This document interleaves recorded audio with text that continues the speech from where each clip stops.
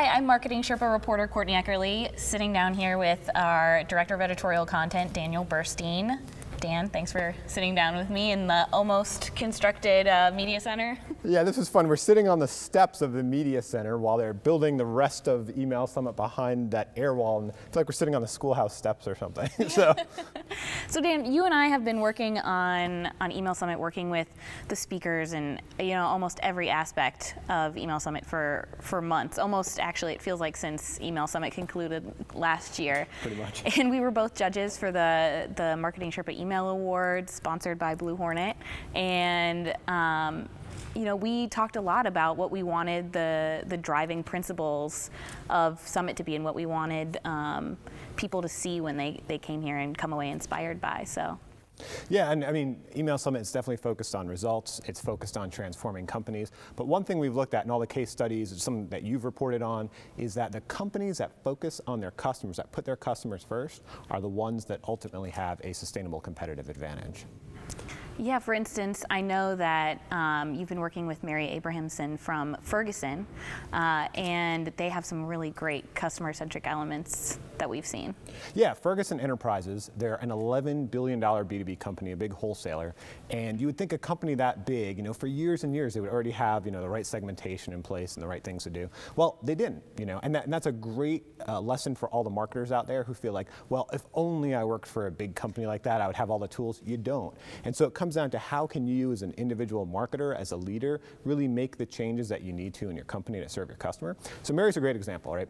She's a marketer. She is not a plumber. She is not an HVAC repairman. She is not an interior designer. And so she had to get out of her head and think, how can she serve these different 14 segments of different types of blue-collar workers and different types of plumbers and stuff that are wanting to use Ferguson. And one of the things she did, as an example, you come to an event like this, you come to a marketing event, and if there is a mobile marketing rep speaking, right, that sells some sort of mobile marketing tool, I ask everyone, hey, raise your hands if you have a smartphone, right? And then all the hands go up, and then he says, see, everyone has smartphones. Well, not really. Everyone who's a marketer has smartphones. And one thing Mary did is she found out her audience doesn't have smartphones, for example. And so she focused on feature phones. Because while she had a smartphone, well, that's who she was. That's not who the customer was. And by putting the customer first and looking at the digital devices they had, in that case, a feature flip phone, she was able to get some impressive results. Over $10 million in online sales.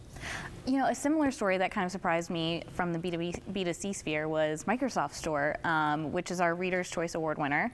And you would think, Microsoft is this huge company and they must have so much data at their fingertips and available to them, but that turned out to kind of not be the case. Yeah, I mean, great lesson there. Microsoft did have a lot of information, it did have a lot of data, but it was so disparate. And that's a challenge for a marketer. How do you really get the knowledge from the data you need? And so while they built up to that perfect level they wanted, where they had the right tools in place, the right processes in place, they didn't just wait until they had it all in place to get things done. And so, for example, one tactic they did, which every marketer out there can do today, is they talked to their customer service or frontline customer service people to see what their customers really wanted, and that helped impact what type of content they delivered through their email campaigns.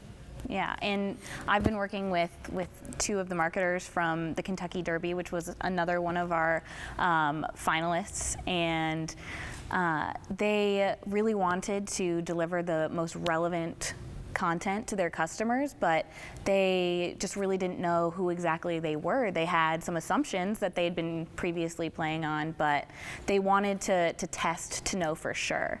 And so, to keep people engaged year-round for their once yearly big event.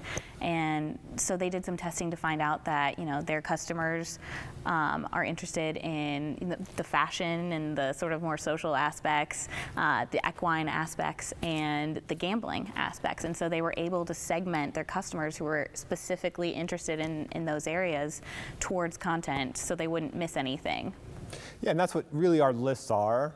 They are a group of different types of people. So if me and you were on the same list for, let's say, a college football list, I'm sure I'd be a lot more interested in the University of Florida information, and you'd be a lot more interested in the Notre Dame information.